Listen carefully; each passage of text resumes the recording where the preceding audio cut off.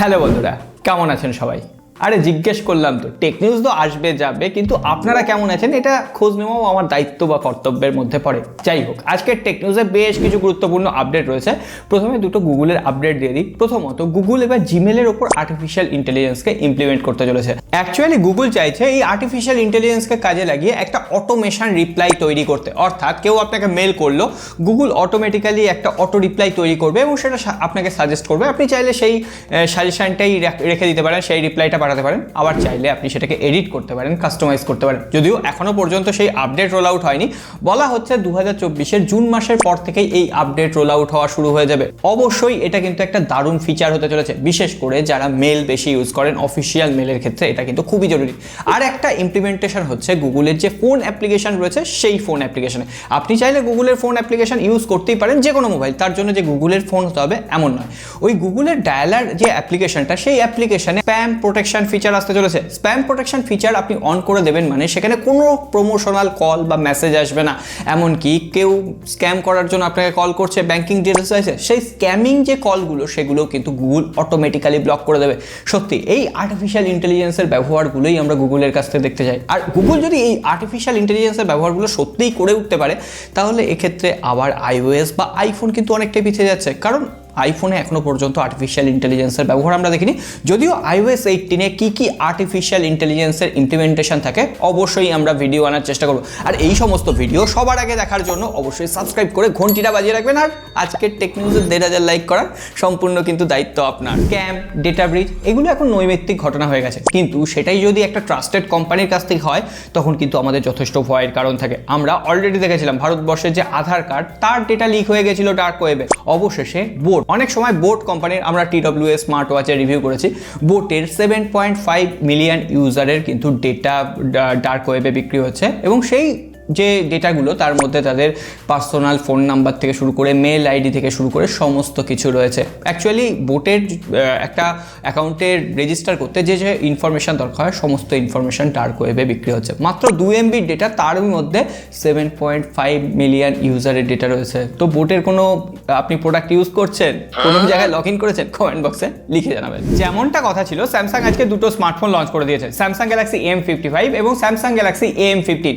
M55 যে স্মার্টফোনটা Qualcomm Snapdragon generation 1 chipset রয়েছে, এই চিপসেটটা কিন্তু ফ্ল্যাগশিপ লেভেলের কোনো চিপসেট নেই। Already Qualcomm Snapdragon 7 Gen 2 processor, যেটা আমরা পোকো F5 ডিভাইসে পেয়েছিলাম, সেটা কিন্তু একটা ফ্ল্যাগশিপ প্রসেসর ছিল। আর এটার AnTuTu বেঞ্চমার্ক আসছে ওই 5.5 থেকে 6 লাখের আশেপাশে, মোটামুটি একটা মিড বাজেট প্রসেসর। এছাড়াও UFS 3.1 স্টোরেজ টাইপ আছে বলা হচ্ছে স্যামসাংয়ের M55-এ, কিন্তু যখন ওটাকে টেস্ট করা হচ্ছে তখন দেখা যাচ্ছে সেখানে UFS 2.2 স্টোরেজ টাইপ রয়েছে বা আশেপাশে স্কোর দিচ্ছে। তো দেখা যাক এটা আদপে কেমন পারফরমেন্স দেয়। তবে হ্যাঁ, ক্যামেরাতে 108 মেগাপিক্সেলের OIS ক্যামেরা রয়েছে, 50 মেগাপিক্সেলের সেলফি ক্যামেরা রয়েছে, 5000 mAh ব্যাটারি এবং 45 ওয়াটের চার্জার রয়েছে। এবং স্যামসাংয়ের যেটা কথা ছিল যে এই বিভিন্ন সময় লিক এসেছিল যে এখানে IP রেটিং থাকবে, এখানে কিন্তু কোনো রকম IP রেটিং দেওয়া হয়নি। ওভারঅল এই ফোনটা 26,999 রুপিতে লঞ্চ হয়েছে। হ্যাঁ, update, software experience, knock security, হ্যাঁ মনে হচ্ছে দামটা ওভার প্রাইসড, কিন্তু সব মিলিয়ে ঠিক আছে। মধ্যবিত্ত বাজেটে যদি আপনি কোনো স্মার্টফোন কিনতে চান, M55 স্মার্টফোনটাকে আপনি একবার ভেবে দেখতে পারেন। কিন্তু মনে রাখতে হবে এই প্রাইস পয়েন্টেই মোটোরোলা H50 Pro কিন্তু লঞ্চ হয়েছে, সেখানে টেলিফটো সেন্সর রয়েছে। বা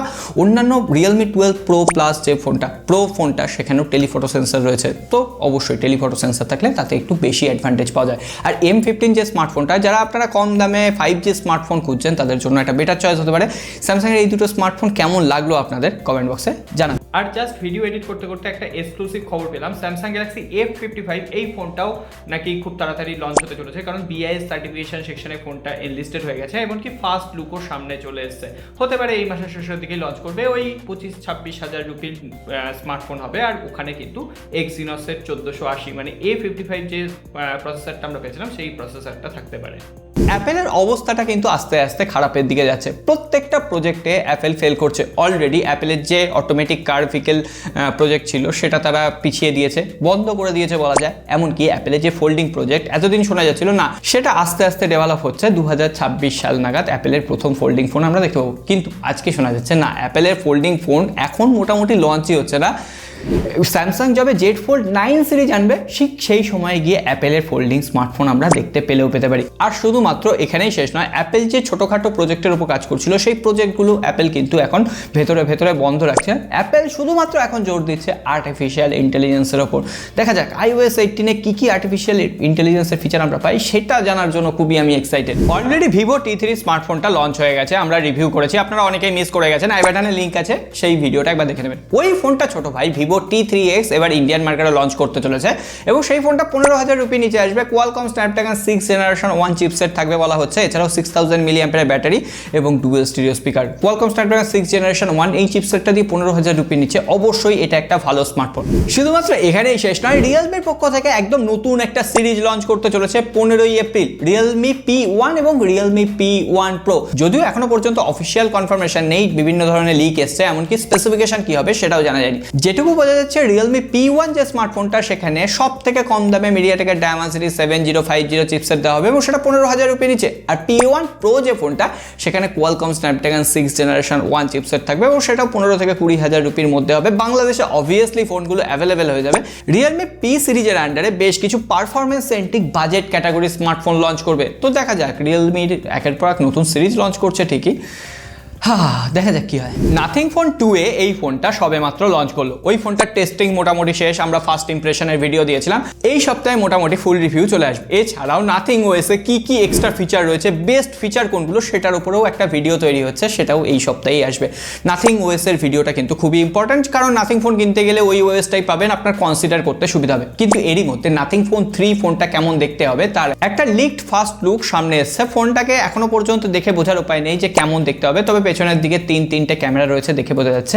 এমনকি এবারও ওই ট্রান্সপারেন্ট ডিজাইনই নাকি নাথিং কপি করবে, তবে ডিজাইন যে প্যাটার্নটা সেটা নাকি আলাদা হবে। তো দেখা যাক। এছাড়াও নাথিং ফোন 3 যে ফোনটা সেখানে বলা হচ্ছে Qualcomm Snapdragon 8S Gen 3 chipset থাকবে। আর নাথিং ফোন 2 যে প্রাইস ক্যাটাগরিতে লঞ্চ হয়েছিল, নাথিং ফোন 3 সেই প্রাইস ক্যাটাগরিতেই লঞ্চ হবে। শুধুমাত্র তাই না, নাথিং এর বেশ কিছু অফিসিয়াল পোস্টার থেকে আন্দাজ করা হচ্ছে নাথিং ফোন 3 18ই এপ্রিল নাগাদ লঞ্চ হবে। যদিও এত তাড়াতাড়ি লঞ্চ হওয়া সম্ভব নয়, হতে পারে নাথিং ফোন 3 সম্পর্কে ওই দিন কিছু ডিটেলস এলো, যেগুলো অবশ্যই আপনাদের সাথে সময় মতো শেয়ার করে দেবো। সব শেষে স্মার্টফোনের একটা ক্যামেরা ফ্যাক্ট আপনাদের সাথে শেয়ার করি। আপনারা অনেক সময় প্রশ্ন করেন যে আমরা ক্যামেরা দিয়ে যদি সূর্যের একদম ডাইরেক্ট ছবি তুলি, সূর্যের রশ্মিতে কি আমাদের মোবাইলের ক্যামেরার কোনো ক্ষতি হবে? আজকে সেই অ্যান্সারটা নাসা দিয়েছে। আজকে নাসা অফিসিয়ালি বলেছে সূর্যের ছবি তুললে যে কোনো ক্যামেরার ক্ষতি হতে পারে, তার জন্য বেশ কিছু ফিল্টার রয়েছে, সেই ফিল্টারগুলো ইউজ করা উচিত। শুধুমাত্র ক্যামেরার বলতে এখানে শুধুমাত্র যে DSLR ক্যামেরা বা অন্যান্য ক্যামেরার কথা বলা হয়েছে এমন নয়, ফোনের ক্যামেরারও ক্ষতি হয়।